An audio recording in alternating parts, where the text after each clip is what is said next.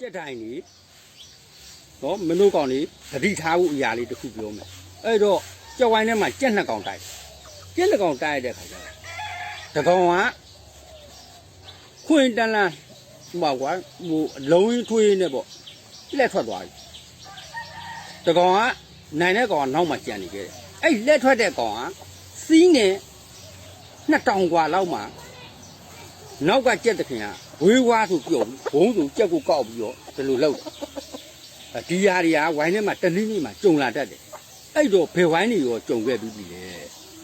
နော်ဒီလိုကြုံလာရင်ရောကြက်တိုင်နေနဲ့ဘာတွေဆုံးဖြတ်ပေးနိုင်လဲဥတော်တော့ကြက်တိုင်တွေရောကြက်ခုတွေရောဥတော်ဆုံးဖြတ်ပေးမယ်ကြက်မှာစီကန်းရှိတယ်စီဝိုင်းထားတယ်ဆိုတာဒါစီကန်းလို့ပဲခေါ်တယ်စီကန်းလို့ခေါ်တဲ့အတွက်ကြောင့်မို့လို့ကြက်က2000လူမှာပဲရောက်တဲ့အတွက်ကြောင့်တစ်ဖက်ကြက်ကပြေးသွားတာ2000လူမှာပဲရောက်တဲ့အတွက်ကြောင့်ဒီနိုင်တဲ့ကြက်တခင်ကဒီလိုကောက်လို့ရှိရင်ဒါကြက်တိုင်ကြီးဆုံးဖြတ်ပေးရမှာဒါလူမှုရေးရကြည့်မယ်ဆိုလို့ရှိရင်တရေသို့မဟုတ်တဝက်နှုတ်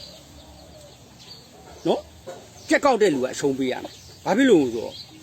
တချို့ဆိုရင်ဒါဥမာပေါ့ကွာကြက်ဖတ်ပြေးသွားတဲ့ကြက်တခင်ကသူ့မှာညင်းပိုင်ခင်အပြည့်ဝရှိတယ်ဘာဖြစ်လို့သူကနောက်တစ်ချိန်ပြန်တဲ့ခွင့်ရှိတယ်ဟာစီးရလဲ2000လောက်လူနေပြီဒါကြောင့်မို့သူ့မှာအာမနာတန်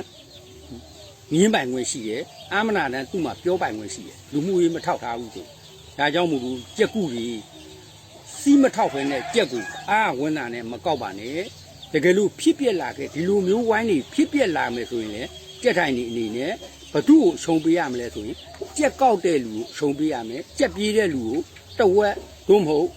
လူမှုရေးရတည်ဖြန်တာတို့တဝက်တို့အနိုင်ပေးရမယ်ဒါမှမလူလာတဲ့တဲ့ပြဿနာတွေပြည့်ရှင်းသွားမှာ